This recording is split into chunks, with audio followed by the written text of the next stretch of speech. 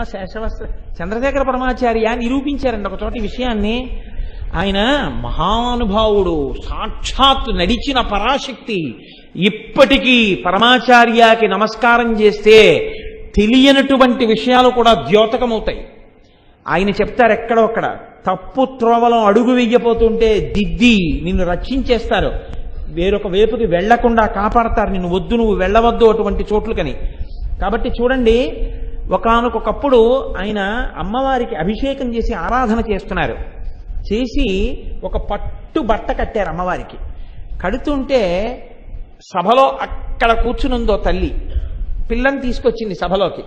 ఆ పిల్ల వాళ్ళ అమ్మతోటి అమ్మవారికి కట్టిన చీర చాలా బాగుంది, నాకు ఇచ్చేస్తే బాగుండు, అమ్మవారికి కట్టిన చీర చాలా బాగుంది, నాకు ఇచ్చేస్తే బాగుండు, ఇదే మాట అంటుంటే ఆ తల్లి పిల్ల నోరు నొక్కి, నోరు మొయ్యి, తప్పు, అమ్మవారికి కట్టిన చీర అది, అలా ఇచ్చేయమనకూడదు అంటూ వస్తోంది. దగ్గరికి వెళ్ళారు తీర్థం తీసుకోవడానికి. ఈ పిల్ల నోరు ఇలా పట్టుకుంది తల్లి, గబుక్కుని చీర అంటుందేమోనని తీర్థం తీసుకుంటోంది. పరమాచార్య తీర్థం ఇవ్వడం ఆపేసి ఇలా చూసి గబగబా వెళ్ళి అమ్మవారికి కట్టిన చీర విప్పేసి తీసుకొచ్చి ఆ పిల్ల చేతిలో పెట్టేశారు. ఆయనే పరాశక్తి. ఆ స్థితిని పొందారండి వాళ్ళు ఉపాసనలో. అందుకే వాళ్ళు మహాపురుషులు, వాళ్ళు సనాతన ధర్మానికి గొడుగులు. వాళ్ళ వల్ల నిలబడింది ఈ సనాతన ధర్మం. వాళ్ళ పేరు తలుచుకోకపోతే కృతజ్ఞులం. ఇంత చేసి పరమాచార్య అన్నారు, నాదే ఉంది, నేను శంకరాచార్యులు వారి వేషం కట్టినందుకు నాకు నమస్కారం చేస్తున్నారు, నా గొప్పతనం ఏం లేదన్నారు. నాదింత గొప్పతనమని పరమాచార్య జీవితం మొత్తం మీద ఒక్కసారి అనలేదు. నేను ఇంతటి వాణ్ణి అని ఆయన అనలేదు, నేను ఇది చేస్తున్నాను అని ఆయన అనలేదు. అది వినయం అంటే. ఎక్కడ జ్ఞానం ఉందో అక్కడ వినయం ఉంటుంది. అంతటి మహాపురుషుడు. కాబట్టి శేషవస్త్రము అంటే కట్టిన చీర విప్పి అమ్మిచ్చేస్తుంది. ఇది పురుష స్వరూపంతో చూడండి, స్త్రీ స్వరూపంతో చూడండి, అమ్మవారి యొక్క అనుగ్రహం. ఈ లోలత్వం నీకు ఎంత స్థాయిలో ఉన్నా నీకు ఇచ్చేయడమే అమ్మవారి యొక్క గుండెల మీద ఉన్న ఆభరణాలు. అయితే మీరు చెప్పిన విషయం బాగుందండి, అయితే ఇలా లోలత్వంతో మేము ఉండే అమ్మని అడుగుతూ ఉండొచ్చా? ఇలా అడుగుతూ ఉండడం, పుచ్చుకుంటూ ఉండడమేనా తప్పించి ఇంకొక రకంగా మేమేమైనా ఉండాలి అని చెప్పి ఏమైనా ఉంటుందా శాస్త్రంలో? అంటే శాస్త్రం అంది, అమ్మవారి అనుగ్రహం గురించి విన్న తర్వాత ఒకానొక నాడు ఆ అమ్మవారే అనుగ్రహించి చెప్పిస్తుంది అన్నారు. ఆ తల్లికి ఏనాడు అనుగ్రహం కలుగుతుందో ఆనాడు ఆ తల్లి ఎవరెవరిలో మార్పు తేవాలనుకుందో వారికి చెప్పిస్తుంది లోలత్వం గురించి. చెప్పిస్తే ఆనాడు వాళ్ళు అంటారు, చిచ్చి చాలు మా లోలత్వం, ఇక మేము అమ్మని అడిగేది లేదు, అమ్మే ఇస్తుంది మాకు కావలసినవన్నీ, ఇక నుంచి అమ్మకి మేమేం చేయగలమో చూస్తామంటారు. ఇప్పుడు వీళ్ళు ఈ మాట ఎందుకు అనగలిగారో తెలుసా? అంటే ఎంత గంభీరంగా మాట్లాడారో తెలుసా అండి? లోలత్వము నుంచి బయటికి వచ్చేస్తున్నారు అన్నారు. లోలత్వం నుంచి బయటికి ఎందుకు వస్తారు అని అడిగారు. ఈ భావన ఎప్పుడు ఉండిపోతుందా? మరి అప్పుడు కూడా పూజ చేస్తారు కదా, అప్పుడు కూడా పూజ చేస్తున్నారు కదా. ఈ లోలత్వం నుంచి బయటికి వచ్చినా ప్రదక్షిణం మాంతారా, గుడికి వెళ్ళడం మాంతారా, పూజ చేయడం మాంతారా? అప్పటికి ఇప్పటికీ తేడా ఏముంటుందని అడిగారు. అడిగితే లోలత్వం నుంచి బయటికి వచ్చి అమ్మని నేను అడగక్కర్లేదు, అమ్మే నాకు అన్నీ ఇచ్చి కాపాడుతుందన్న భావన వచ్చే ముందు గురుముఖతః ఏది వినబడుతుందో చెప్తున్నారు, ఏ మార్పు వస్తుందో చెప్తున్నారు. ఎంత గొప్ప మాట చెప్తున్నారో చూడండి. జడాస్తపోభిశ్లధయంతి దేహం బుధామనశ్చాపి వికారహేతుం శాముక్తమస్త్రం దశతీతి కోపాత్ క్షేప్తారముద్దిశ్య హినస్తి సింహ. ఒక వ్యక్తి చేతిలో ఒక కర్ర పట్టు కూర్చున్నాడు. అదో చిన్న కర్ర, హ్యాండ్ స్టిక్ అంటారే అంత చిన్నటిది. కూర్చుంటే ఒక కుక్క ఇంట్లో తిరుగుతుంటే ఈయన ఏం చేశాడంటే ఆ కుక్కకి ఆ కర్ర ఇలా విసిరాడు. విసిరితే కుక్క ఏం చేసిందంటే కర్ర ఎక్కడికి విసిరాడో అక్కడికి పరిగెత్తుకుంటూ వెళ్ళి నోటిలో కరుచుకుని ఆ కర్ర మళ్ళీ పట్టుకుని యజమాని దగ్గరికి వచ్చింది. వచ్చి అక్కడ వదిలిపెట్టింది. వదిలిపెడితే ఆ నోట్లో ఉన్న కర్ర మళ్ళీ తీసుకుంటే అది ఇలా ఇలా ఇలా ఇలా నాలిక జాపి చూస్తోంది. మళ్ళీ ఆయన ఏం చేశాడంటే కర్ర ఇలా విసిరాడు. మళ్ళీ కుక్క పరిగెత్తుకుంటే కర్ర ఎక్కడ పడుతుందో ఆ పడక ముందే పరిగెత్తింది కర్రతో పాటు. కర్ర ఇలా పడగానే నోటితో కలిసి పట్టుకుని మళ్ళీ పరిగెత్తుకుంటూ వెనక్కి వచ్చింది. వచ్చి ఇలా నిలబడింది. మళ్ళీ నోట్లో కర్ర తీసుకున్నాడు. ఇలా యజమాని ఎన్ని మాటలో కర్ర విసిరాడు. ఎన్ని మాటలు యజమాని కర్ర విసిరితే కుక్క అన్ని మాటలు పరిగెత్తి కర్ర తెస్తూనే ఉంది. ఈయన ఒకవేళ ఈ లోపల కర్ర విసరడం మానేసి కర్ర చేత్తో పట్టుకుని ఇటు తిరిగి భార్యతో ఏదో మాట్లాడుతున్నాడు అనుకోండి, అది అక్కడే నిలబడి కుక్క కర్ర విసురుతాడని తోక ఊపుతూ అలా నిలబడే ఉంది. ఆఖరికి ఆయన మాట్లాడేసి మళ్ళీ ఇటు చూసేటప్పటికి అది అలాగే పడుకుని ఉంది తోక ఊపుతూ. అంటే కర్ర విసురు, నేను పట్టుకొస్తానని. మళ్ళీ కర్ర విసిరాడు, మళ్ళీ వెళ్ళింది, మళ్ళీ తెచ్చింది. ఆఖరికి ఆయన ఆడి ఆడి కర్ర అక్కడ బాలేసాని లోపలికి వెళ్ళిపోయాడు. అది మాత్రం ఏం చేసిందంటే ఆ కర్రని పట్టుకుని రెండు కాళ్ళ మధ్యలో పెట్టుకుని నోటితో కొరుకుతూ తన పళ్ళల్లోంచే కారుతున్నటువంటి రక్తాన్ని చప్పరిస్తూ తాను ఏదో ఆహారాన్ని తింటుంటే, మాంసాన్ని పీకుతుంటే దాంట్లో వస్తున్న నెత్తురు చప్పరిస్తున్న అనుభూతిని పొందుతూ ఆనందపడిపోతుంది ఆ కుక్క. ఈయన మరునాడు వచ్చి కూర్చున్నాడు. ఎక్కడి నుంచి వచ్చిందో ఒక సింహం ఒకటి అలా లోపలికి వచ్చింది. ఆయన చూశాడు, ఆ సింహం వచ్చి అలా నిలబడింది. నిలబడితే నిన్నటి రోజున సాయంకాలం వేళ కుక్క వచ్చింది. నేను ఇలా కర్ర విసిరాను, పరిగెత్తుకెళ్ళి పట్టుకుని వచ్చింది. ఆ కుక్కకి తోకుంది, ఈ సింహానికి తోకుంది. ఆ కుక్క భూమికి అడ్డంగా ఉంది, సింహం కూడా అడ్డంగా ఉంది. కుక్కకి నోరుంది, సింహానికి నోరుంది. కుక్కకి పళ్ళున్నాయి, సింహానికి పళ్ళున్నాయి. కుక్కకి 4 కాళ్ళున్నాయి, సింహానికి 4 కాళ్ళున్నాయి. కాబట్టి ఇది కూడా తెస్తుంది అనుకున్నాడు. అనుకుని ఆయనకి సింహము అని తెలియదు. తెలియక ఏం చేశాడంటే కర్రీలా విసిరాడు. ఆ సింహం ఏం చేసిందంటే కర్ర దగ్గరికి వెళ్ళడం మానేసి ఎవడు కర్ర విసిరాడో వాడి మీద పడింది. బాగా పట్టుకోగలిగారా? కుక్కగా బతికితే కర్ర తేవడమే అలవాటు అవుతుంది. ఒక్కసారి సింహం అయితే కర్ర విసిరిన వాడి మీద పడడం అలవాటు. కోరికల వెంట పడడం అలవాటైతే కుక్క కర్ర పట్టుకున్నట్టు ఆ కోరికల వెంట తిరుగుతూనే ఉంటాం. ఆ కోరిక తీరింది అన్నప్పుడల్లా దాంట్లోంచి నిత్తురు రావట్లేదు, నీ పళ్ళల్లోంచి నిత్తురు వస్తుంది. సుఖం కొత్తగా రావట్లేదు, నీలో ఉన్నది ఉద్భుతమవుతోంది. తీరిందని వెంపర్లాడి నీ జీవితం పాడు చేసుకుంటున్నావు. సింహం అలా కాదు, ఎవడు కర్ర విసిరాడో వాడి మీద దూకుతుంది. నువ్వు సింహం అవగానే నీ లోలత్వం పోయి ఏమిటి నాకు ఈ వెర్రి కోరికలు, ఎంత వయసు వస్తున్నా ఈ కోరికలకు హద్దు లేదా అని నువ్వు కోరికల మీద పడతావు. కోరికలు తీర్చే వాళ్ళ వెంట వెళ్ళి అలా అమ్మవారి చుట్టూ పరిగెత్తి కుక్క పరిగెత్తినట్టు పరిగెత్తడం కాదు, సింహంలా నిలబడతావు. సింహంలా నిలబడి నీ కోరికల మీద దూకుతావో, కుక్క కర్ర కోసం పరిగెత్తినట్టు ఎప్పుడూ పరిగెడతావో నీ ఇష్టం. సింహంలా బతికితే కర్ర పట్టుకోవు, కుక్కలా బతికితే కర్రే పట్టుకుంటావు. కుక్కకి సింహానికి 2 జంతువులైనా సింహం సింహమే, కుక్క కుక్కే. కుక్క తెచ్చినట్టు సింహం ఎప్పటికీ కర్రను తేదు, కర్ర విసిరితే కర్ర విసిరిన వాడిని పట్టుకుంటుంది. నీలో మార్పు రావాలి.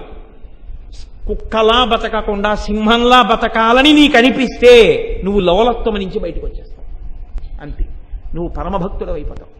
ఈశ్వరుణ్ణి సేవించాలి కాబట్టి సేవిస్తావు. నీకేమున్నాయో నీకు గుర్తొస్తుంది. సింహానికి ఉండే లక్షణం ఏంటంటే నాకు ఇన్నున్నాయి, వీడెవడు కర్ర విసరడానికి అంటుంది. కుక్క ఏమంటుందంటే వాడి మీద బతుకుతున్నాను అందుకే నా కర్రట్టుకొస్తానంట. అంతే తేడా. నేను పూర్ణుడను, నాకేమి ఇవ్వలేదు అమ్మవారు అన్ను అనగలవా?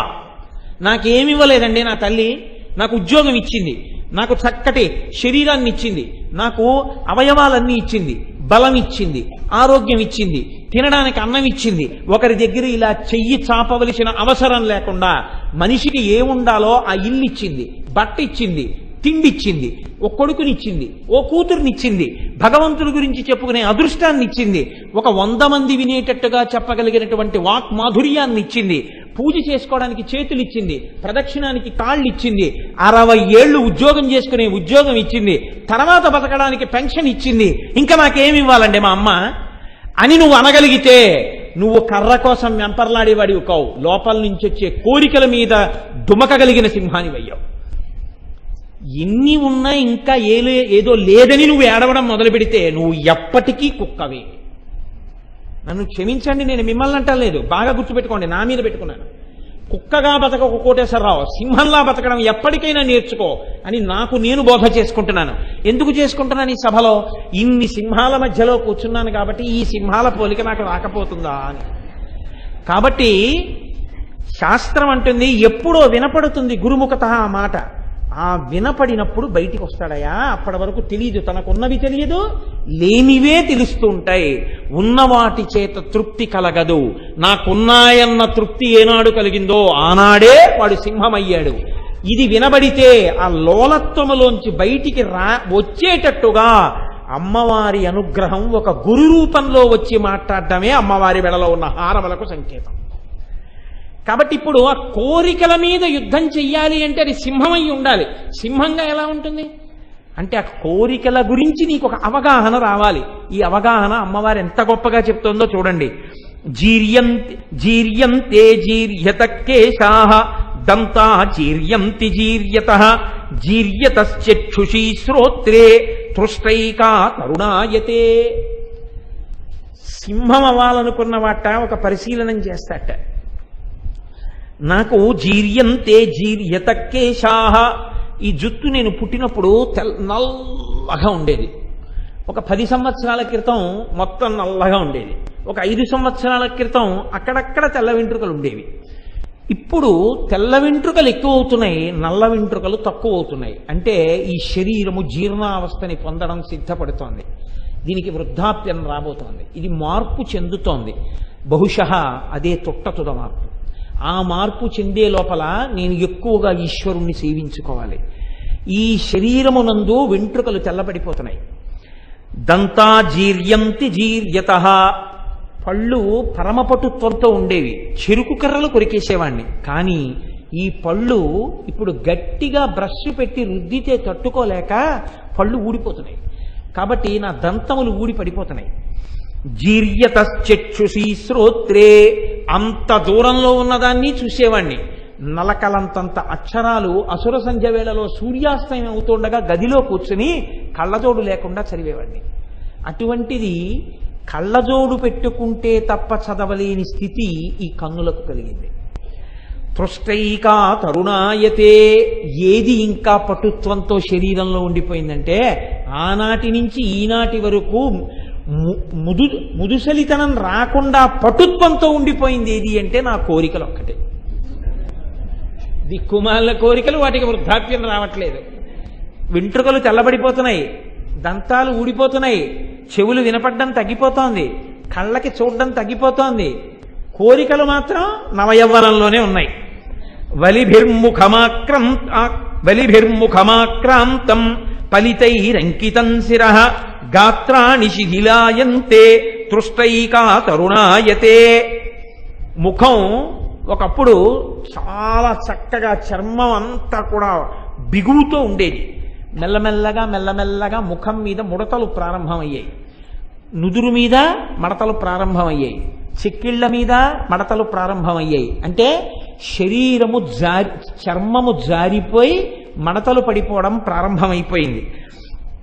ఫలితైరంకితం శిరః, తల ఇలా పెట్టి ఉండలేను, ఇలా పెట్టి ఉండలేను, ఏదో నిప్పి ఇలా కూర్చోలేను, జుత్తా నిరిచిపోతోంది. గాత్రాణి శిథిలాయంతే, శరీరంలో ఒక్కొక్క అవయవం శిథిలం అయిపోతున్నాయి. ఇలా పద్మాసనం వేసుకుని తెల్లవారుజామున 3 గంటలకి పూజలో కూర్చుంటే 9 అయ్యేంత వరకు 6 గంటల సేపు ఈ కాలు ఇలా ఎత్తకుండా ఒకనాడు పూజ చేసేవాడిని. ఇప్పుడు ఇలా కూర్చుంటే ఒక 4 గంటలు పూజ చేయగలను. 4 గంటల మించి కూర్చుందా అంటే ఇక్కడెక్కడో నొప్పి పెడుతుంది. అంటే ఇవన్నీ నా గురించి చెప్పుకుంటున్నాను అనుకుంటున్నారేమో, నేనేం అలా పూజ ఎప్పుడు చేస్తే శుభ్రంగా బాగే పడుతుండేవాడినేమో. నా గురించి చెప్పుకుంటున్నాను అనుకోకండి. అంటే అవయవములు శిథిలం అవ్వడం అన్నది సభ మీద పెట్టి చెప్పకూడదు, తప్పది. మీకు శిథిలం అయిపోతున్నాయి అలా మాట్లాడకూడదు, అందుకని నా మీద పెట్టి చెప్పుకోవాలి. అందుకని అవయవములు శిథిలం అయిపోతున్నాయి. కూర్చుందామంటే మోకాళ్ళ నొప్పులు, ఏదైనా ఓ పని చేద్దామంటే ఒళ్ళు నొప్పులు, ఎక్కడికైనా వెళ్ళి కాస్త చలిగాల్లో నిలబడి ఇంటికి వస్తే పరిశం పట్టేస్తుంది, లేకపోతే దగ్గు వచ్చేస్తుంది, కాస్త ఎండలో అలా దేవాలయానికి వెళ్ళొస్తే జ్వరం వచ్చేస్తుంది, కాస్త ఏదైనా మధుర పదార్థం తింటే షుగర్ రీడింగ్ ఎక్కువైపోతుంది, ఎక్కడైనా చిన్న పిసరి ఇలా గోక్కుంటే ఆ పుండు తగ్గాలంటే 15 రోజులు ఇన్సులిన్ పుచ్చుకోవాలి. ఏమైపోయింది శరీరం? శిథిలాయంతే, శరీరం అంతా శిథిలమైపోతోంది, సంధిబంధములన్నీ విడిపోతున్నాయి. కాబట్టి తృష్ణైకా తరుణాయతే, ఒక్కదానికి మాత్రం బిగువు చడలట్లేదు, తెల్లబడట్లేదు, అది ఏమీ శిథిలం అవ్వట్లేదు. ఏమిటది? కోరిక. ఎప్పుడూ కోరికలు మాత్రం వెంబడిస్తూనే ఉన్నాయి. అలాగా ఏదో కోరిక, దిక్కుమాలిన కోరికలు.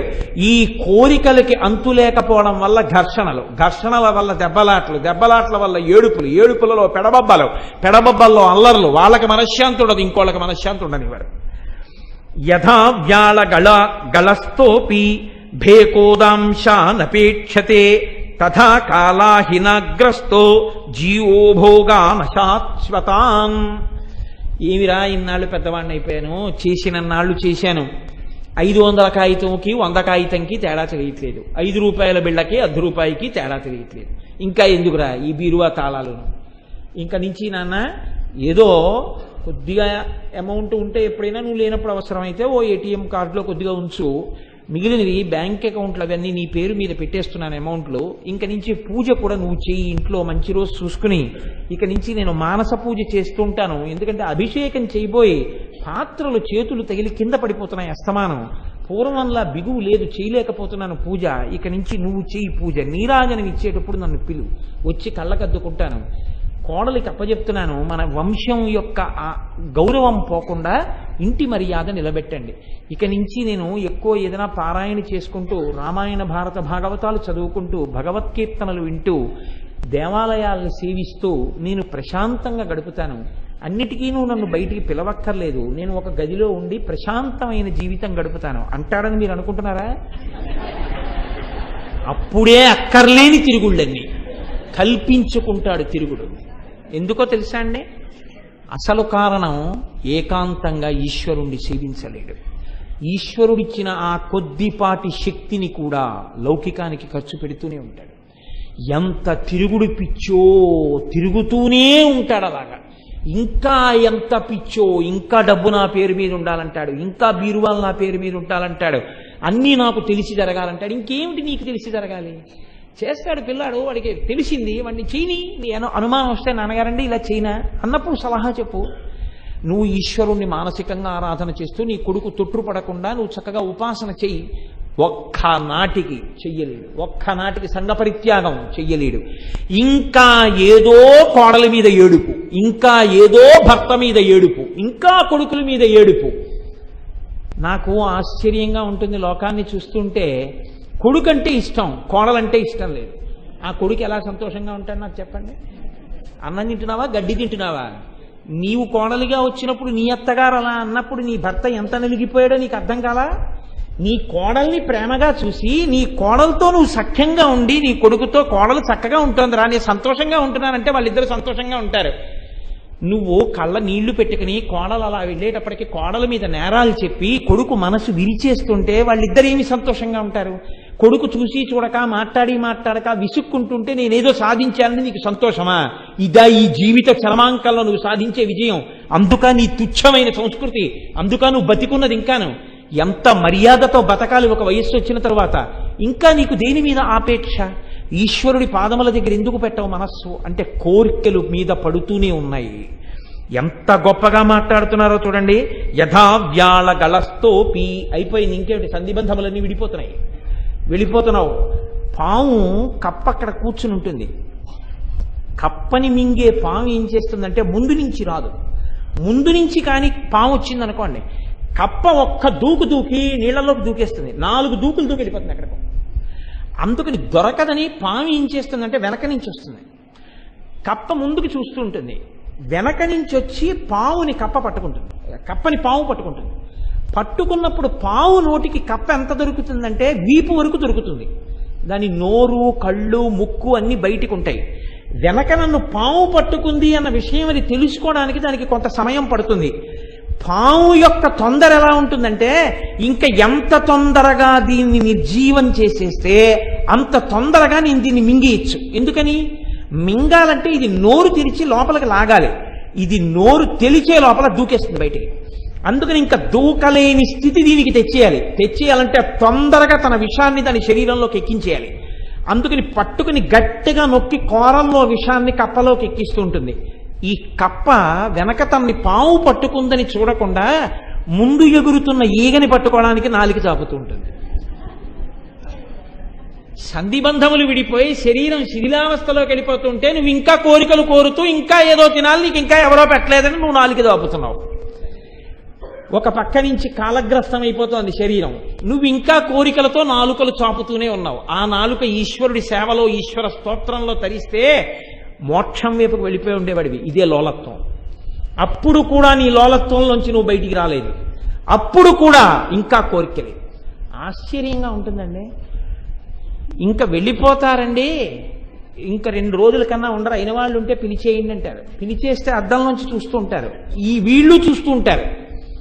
చూస్తూ అప్పుడు కూడా ఇంకా ఎవరి మీదో నేరం గురించి, ఇంకా ఎవరి మీదో దేని గురించో బాధపడతారు తప్ప ఇంకా అయిపోతోంది టైము. 48 గంటలో 24 గంటలో ఉంది కాబట్టి ఇంకా ఈ ఉన్న సమయాన్ని ఈశ్వరార్చనలో ఉపయోగించేద్దాం. మళ్ళీ ఏ జన్మ వస్తుందో మాట్లాడగలనా, భగవన్నామం చెప్పగలనా, కీర్తించగలనా, మానసికంగా ధ్యానం చేసుకుంటూ ఈశ్వరార్చన చేద్దాం అని. కనీసం ఆ సమయంలో ఎవరున్నాడు? అప్పుడు కూడా కోర్కెలే కోర్కెలే కోర్కెలే, లోలా లోలా లోలా.